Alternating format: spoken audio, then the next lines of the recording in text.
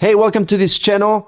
My name is Chris. I'm a Swiss professional photographer, and I decided to make a little series about photography basics. You know, those things that will help you make good photographs, all right? And one of the key basic things that came to mind when I was thinking, what do I start with, is the exposure. The exposure, let's just clear it up real quick. What that means is the amount of light that reaches your sensor or your film when we were shooting back in the day on film. You can influence that in three ways. There's the ISO, the shutter speed, or the aperture of your lens. Now, those are things you can change on pretty much any brand out there, no matter if it's cheap or an expensive camera. I mean, you need to have the manual mode at least, so make sure you have that when you purchase one.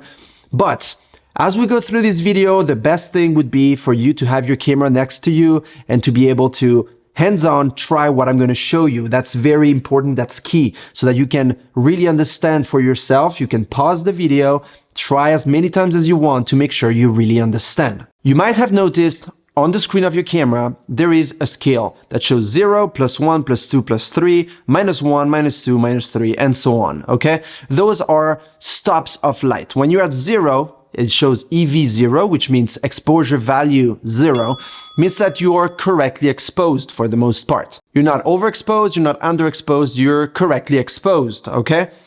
Each time that you go to a +1, +2, or -1, -2, you're basically removing light or adding light to your exposure, all right? Very simple.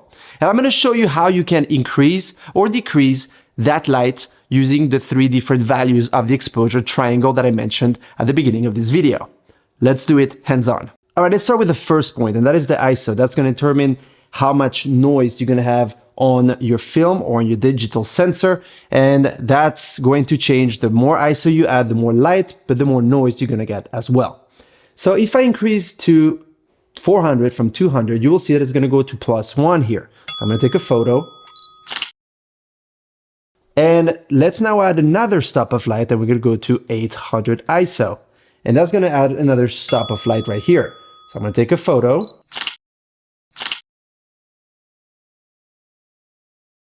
Let's now talk about the next point, and that is the aperture. So the wider your aperture, the more light will come in, but the shallower depth of field. So there's going to be less things in focus, basically.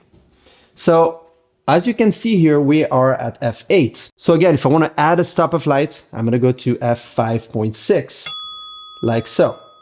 And as you can see, it went to +1. So let's take a photo. And now I'm going to do the same, but I'm going to go to f4. And that's going to, again, add another stop of light. There. So there's another way for you to control how much light goes into your sensor. And for this last point of the triangle, we have the shutter speed. So that's going to allow more light to come in, and it's going to make things more blurry, or it's going to freeze the motion, and you're going to have less light into your sensor. So when I change this from 1/60th of a second here, for example, and I go to 1/30th of a second, it's going to increase the light by 1. Again, because I double the amount of light that goes in. If I increase that by 2 again, and I go to 1/50th of a second, it's going to go to +2.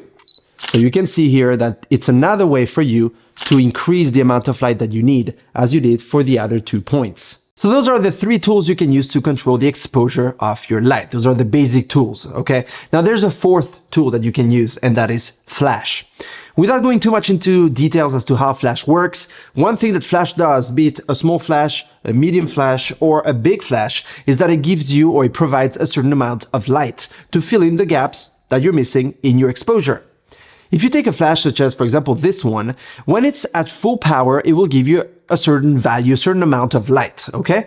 Now, if you have that amount of light, so you take 1/2 of the full power, you will have 1 stop of light less. If you take 1/4 power, you will halve it again, and you will have another stop of light less. So if you want to add 1 stop of light to your photograph, all you have to do is to set your flash to the right amount of power. If you want to add another stop on top of that, all you have to do is, for example, to go from 1/64th of the flash power to 1/32nd of the flash power, and so on and so forth. So that is basically another way to add a stop or 2 of light. I have my flash set to 1/64th of the power, and I'm going to take a photo like so. You can see that it is correctly exposed. Now what happens if I go to 1/32 of the power? So I'm adding one stop of light, and I'm going to take a photo. You can see that we went to +1.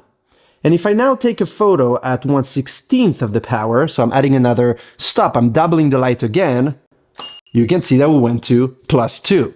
So that's another way for you to control the light.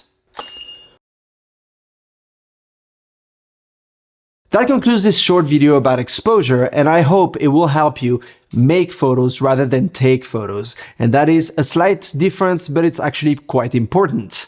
If you have any question or any other video you would want me to do, write it down in the comment section below, and I will see to it. I see you very soon. Take care and keep shooting. Cheers.